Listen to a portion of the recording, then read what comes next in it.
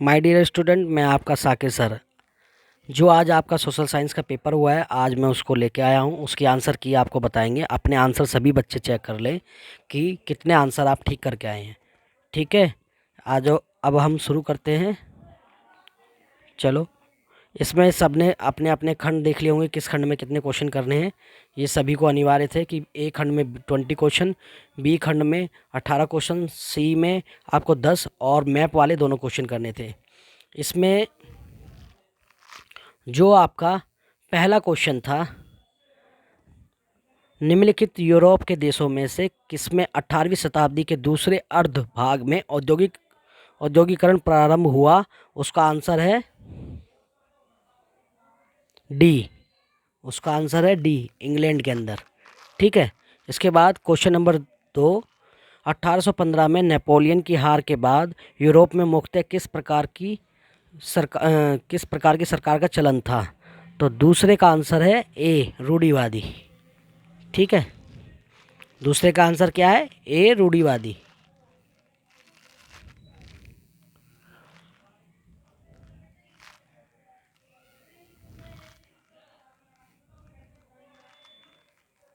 ए, रूढ़िवादी। तीसरा क्वेश्चन है, निम्नलिखित में देशों के किस समूह ने मिलकर नेपोलियन को 1815 में हराया। तो इसका आंसर है आपका ए, ब्रिटेन, रूस और पशा और ऑस्ट्रेलिया ने मिलकर क्या हराया था, नेपोलियन को हराया था। इसके बाद क्वेश्चन नंबर 4 है, निम्नलिखित देशों में से किसमें प्रथम उदारवादी राष्ट्रवादी विद्रोह जुलाई 1830 में हुआ। तो इसका आंसर है आपका ए, फ्रांस में। इसके बाद क्वेश्चन नंबर 5 है, निम्नलिखित में से किसने टिप्पणी की, जब फ्रांस छींकता है तो बाकी यूरोप को सर्दी जुकाम हो जाता है। तो ये की थी मैटरनिख ने। किसने की थी? मैटरनिख ने की थी। क्वेश्चन नंबर 6, निम्नलिखित में से कौन जर्मनी के एकीकरण की प्रक्रिया का जनक था। तो इस क्वेश्चन का आंसर है ए, ऑटो वन बिस्मार्क। ठीक है, इसके बाद क्वेश्चन नंबर 7, क्वेश्चन नंबर 7। ठीक है, इसमें 1830 के दशक में निम्नलिखित में से किसने एकीकृत इतालवी गणराज्य के लिए एक सुनिश्चित कार्यक्रम प्रस्तुत करने की कोशिश की। तो इसका आंसर है आपका सी, जोसेपे मैसिनी ने। ठीक है, इसका आंसर सी है।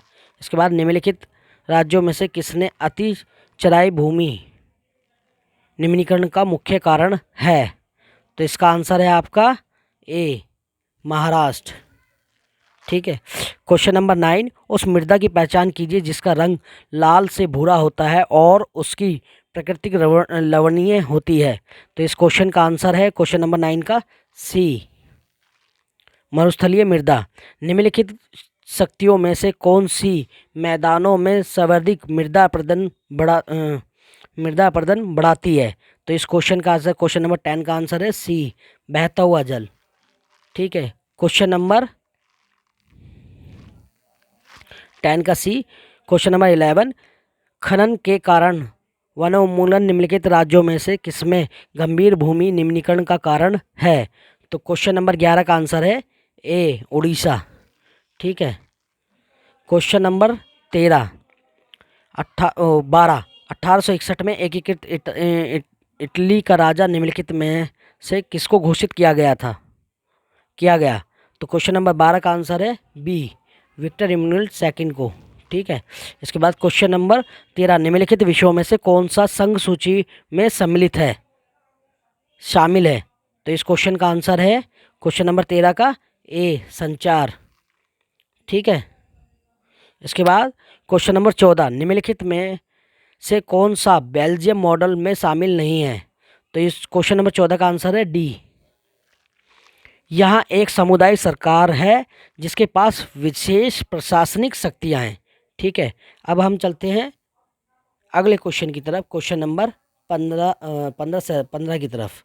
ठीक है, इसमें क्वेश्चन नंबर 15 में निम्नलिखित देशों में से कौन सा साथ रहकर संघीय व्यवस्था का उदाहरण है। तो इस क्वेश्चन का आंसर है बी। इस क्वेश्चन का आंसर क्या है? बी। इसके बाद क्वेश्चन नंबर 16, श्रीलंका में निम्नलिखित जातीय समुदाय में कौन सा बहुसंख्यक है? तो इस क्वेश्चन का आंसर है डी, सिंगली। ये 74% था ना, कल मैंने पढ़ाया था। इसके बाद क्वेश्चन नंबर 17, निम्नलिखित विषयों में से कौन सा राज्य सूची में शामिल है? तो इसमें क्वेश्चन नंबर 17 का आंसर है बी, व्यापार। ठीक है। इसके बाद क्वेश्चन नंबर 18, जो गतिविधियां प्राथमिक और द्वितीय क्षेत्रकों को विकास में सहयोग करती हैं, वह निम्नलिखित में से किस क्षेत्र के अंतर्गत आती हैं? तो इस क्वेश्चन का आंसर है क्वेश्चन नंबर 18 का सी, द्वितीय क्षेत्र में। इसके बाद क्वेश्चन नंबर 19, निम्नलिखित विकल्पों में से एकात्मक शासन व्यवस्था की विशेषता की पहचान कीजिए। तो इस क्वेश्चन का आंसर है 19 का डी, उप इकाइयाँ केंद्रीय सरकार के अधीन होकर काम करती हैं।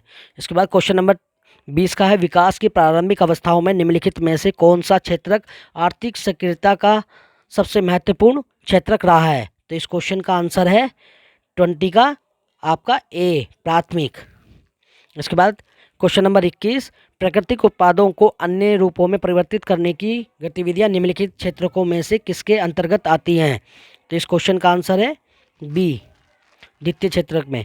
क्वेश्चन नंबर 22, प्राकृतिक संसाधनों का उपयोग करने से जो उत्पाद प्राप्त हुए हैं वे निम्नलिखित में से किस क्षेत्रक के अंतर्गत आते हैं?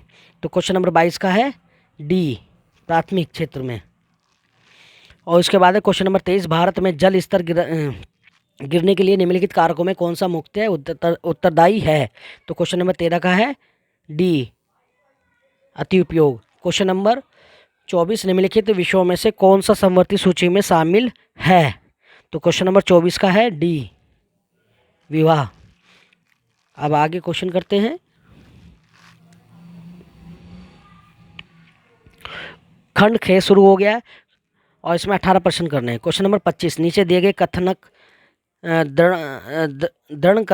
कथन ए और कारण आर के रूप में दिए गए हैं। इन कथनों को पढ़िए और सर्वोचित विकल्प का चयन कीजिए। दृढ़ कथन ए है, पोलैंड में रूस के कब्जे के बाद वहाँ के लोगों पर रूसी भाषा को जबरन लादा गया। कारण आर, पोलिश भाषा रूसी प्रभुत्व के विरुद्ध संघर्ष के प्रतीक के रूप में देखी जाने लगी। क्वेश्चन नंबर 25 का आंसर है ए, कारण और कथन दोनों सही हैं। इसके बाद क्वेश्चन नंबर 26, 1848 के दौरान यूरोप में उदारवादियों के विद्रोह के तथ्यों को पढ़िए और सही विकल्पों का चयन कीजिए।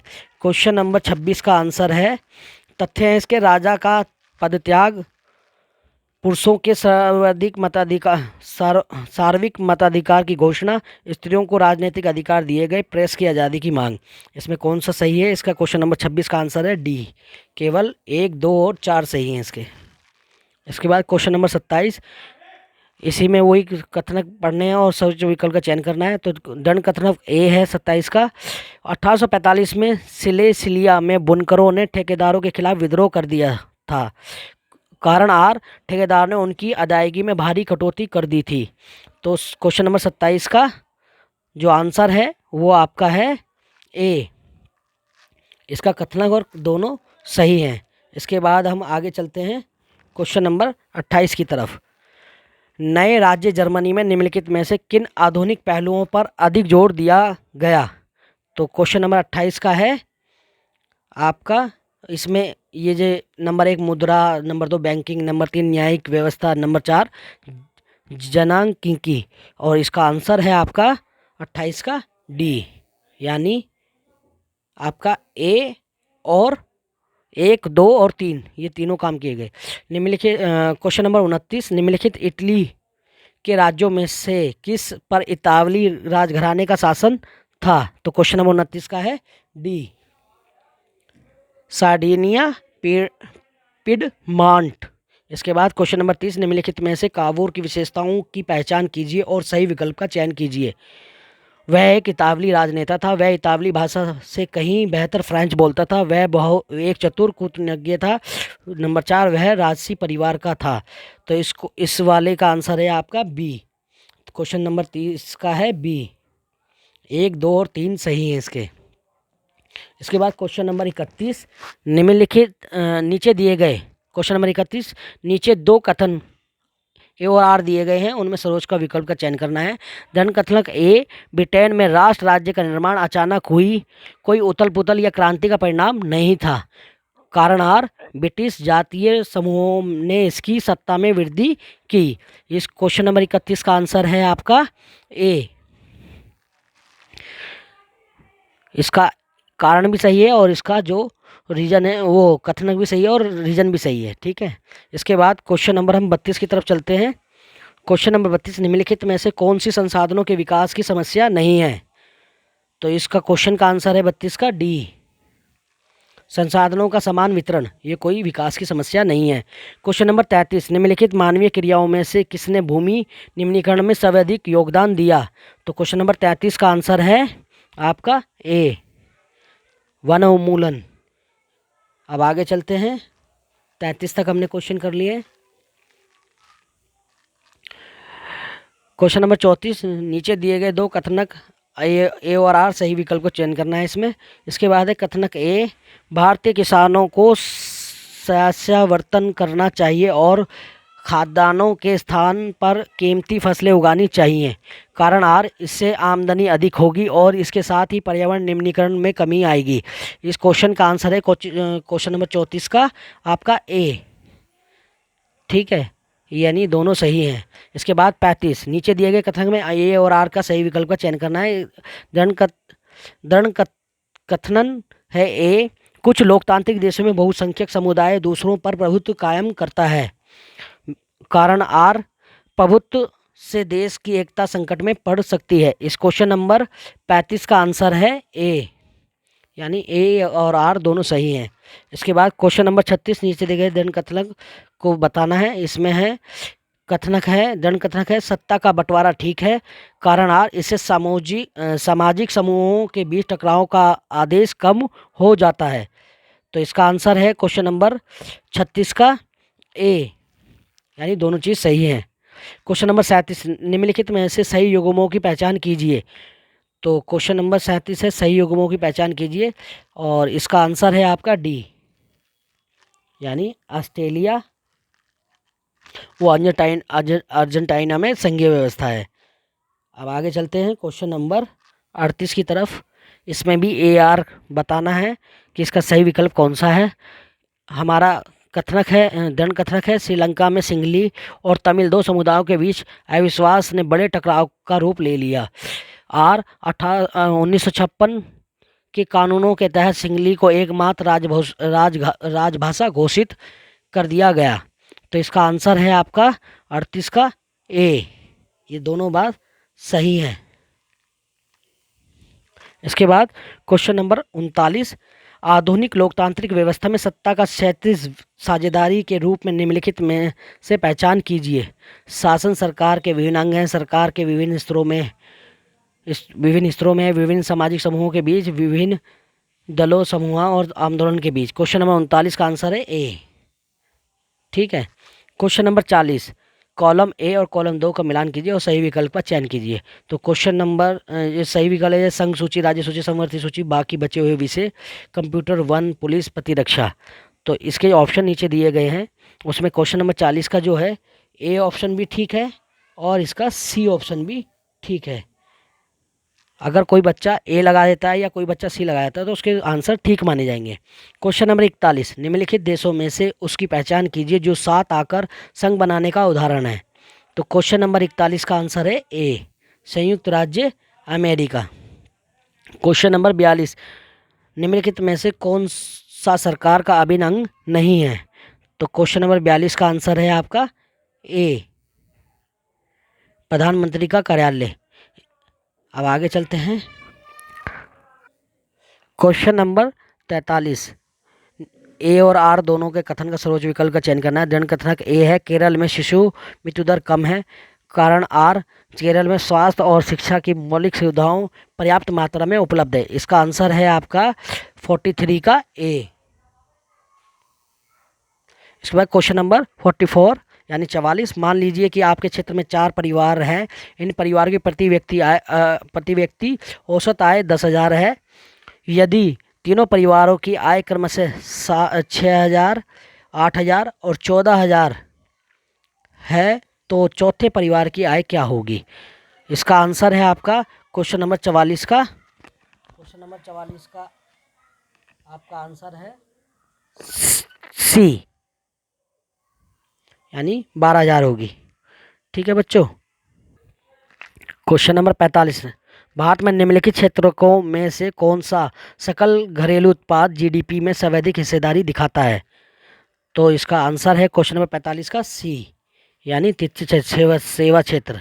इसके बाद क्वेश्चन नंबर 46, भारत में 2017-18 में निम्नलिखित क्षेत्रों में कौन सा रोजगार में सर्वाधिक हिस्सेदारी दर्शाता है? तो इसका आंसर है 46 का ए, प्राथमिक क्षेत्र। इसके बाद हम खंड ग में आ जाते हैं। खंड ग में आपके 12 प्रश्न हैं, जिसमें से आपको प्रत्येक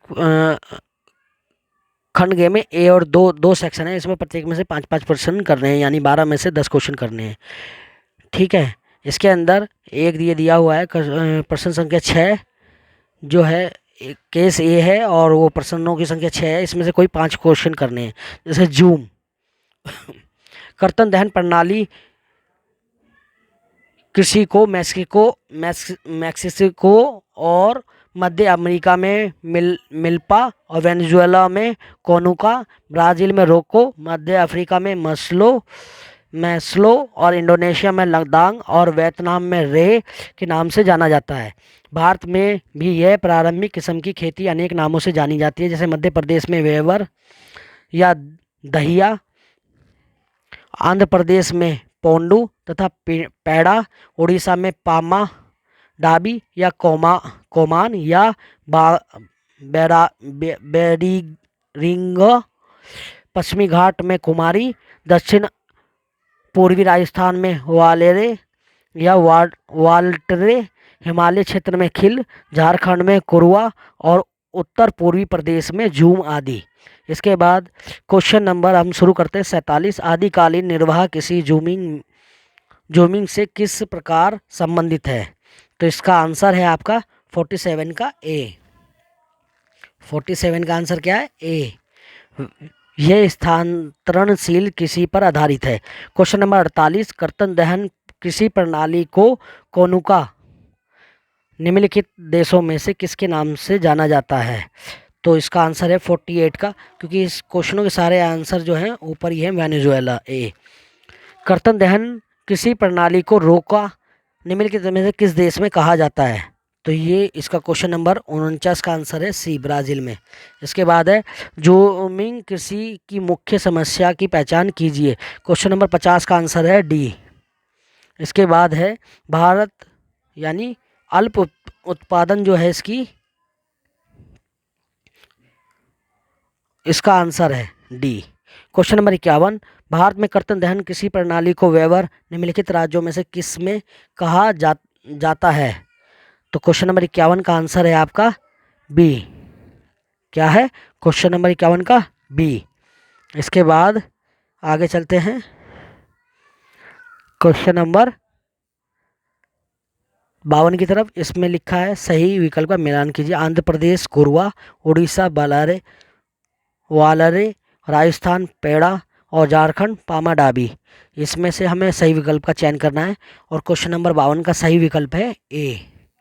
सही विकल्प क्या है? ए। अब नीचे एक पैराग्राफ दे रखा है, जिसके आधार पे हमें नीचे के क्वेश्चन का, इसमें एक नीचे पैराग्राफ दिया गया है, 20 सेक्शन है, इसमें 6 क्वेश्चन है, इसमें से कोई 5 करने हैं।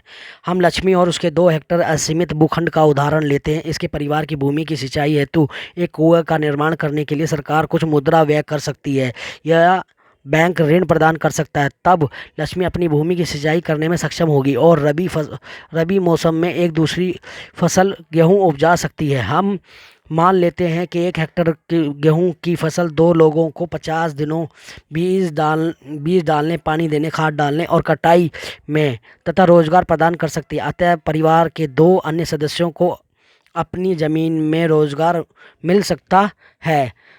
अब मान लेते हैं कि ऐसे कई खेतों की सिंचाई के लिए एक नए बांध का निर्माण किया जाता है अथवा एक नहर खोदी जाती है। इससे किसी क्षेत्र में रोजगार के अन्य अवसर सृजित हो सकेंगे और अल्प बेरोजगारी की समस्या अपने आप कम हो जाएगी। क्वेश्चन नंबर 53 है, निम्नलिखित आर्थिक क्षेत्रों में लक्ष्मी किससे संबंधित है? तो क्वेश्चन नंबर 53 का आंसर है ए, प्राथमिक। क्वेश्चन नंबर 53 का आंसर है प्राथमिक। क्वेश्चन नंबर 54, लक्ष्मी निम्नलिखित में से किस किसान वर्ग में आती है?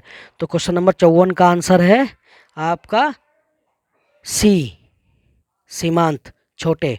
इसके बाद क्वेश्चन नंबर 55, निम्नलिखित किसकों में से किसमें सर्वाधिक अल्प बेरोजगारी पाई जाती है? तो क्वेश्चन नंबर 55 का है बी, कृषि में। क्वेश्चन नंबर 56, बांधों और नहरों को बनाने से ग्रामीण क्षेत्र में बड़ी संख्या में रोजगार का सृजन किस प्रकार किया जा सकता है? तो क्वेश्चन नंबर 56 का यानी 56 का आंसर है आपका सी, बड़ी संख्या में अकुशल श्रमिकों का समायोजन करके। क्वेश्चन नंबर 57, किसी क्षेत्र में किसी सिंचाई सुविधा बढ़ाने का निम्नलिखित में से कौन सा मुख्य परिणाम है? तो क्वेश्चन नंबर 57 का आंसर है ए, उत्पादन में वृद्धि कर कर। क्वेश्चन नंबर 58, सॉरी, निम्नलिखित सिंचाई के साधनों में से कौन सा सामान्यतः सार्वजनिक क्षेत्र के अंतर्गत आता है? क्वेश्चन नंबर 58 का आंसर है डी, नहर। मानचित्र आधारित 2 प्रश्न थे, दोनों अनिवार्य थे। तो इसमें पहले क्वेश्चन में आपको चित्र दिया गया था, उसमें चित्र पर ए जो है बांध के रूप में अंकित था, निम्नलिखित विकल्पों में से पहचान कीजिए वो कौन सा बांध था? तो उसका आंसर है आपका 59 का सी, हीराकुंड। क्वेश्चन नंबर 60 जो है मानचित्र पर बी अंकित था, उसमें सबसे बड़े जूट उत्पादक राज्य के रूप में निम्नलिखित अंकित था, उसमें निम्नलिखित विकल्पों से सही का पहचान करना था। तो वो था क्वेश्चन 60 का आंसर था ए, पश्चिम बंगाल। पश्चिम बंगाल में सबसे ज़्यादा जूट उत्पादन होता है। बाकी के जो 2 क्वेश्चन थे वो आपके ब्लाइंड के लिए थे, उनका भी आंसर आपके 60 का जो ब्लाइंड वाले थे उसमें भी आपका एक तो हीराकुंड बांध ही था जो पूछा था, निम्नलिखित उड़ीसा में कौन सा बांध है, और उसके बाद कौन सा जूट उत्पादक है, वो पश्चिम बंगाल है। ठीक है, ये आंसर हो गए। ये हमारा यहाँ पर पेपर की जो आंसर की कंप्लीट हो गई है। अगर आपको नीचे क्वेश्चन में भी हम दिखा दें तो ये वाला जो था आपका आंसर, ये तो था, ये जो उड़ीसा में है यहाँ पे ये हीराकुंड बांध है, हीराकुंड बांध है ये वाला। और ये जो है जूट उत्पादक देश है, राज्य है पश्चिम बंगाल। ये पश्चिम बंगाल है, यहाँ पे जूट ज़्यादा पैदा होती है। ठीक है, ये हमारा यहाँ पर चैप्टर पूरा हो गया है और पूरा मतलब वो पूरा पेपर आपका सोल्व करा दिया, आंसर की आ गई है।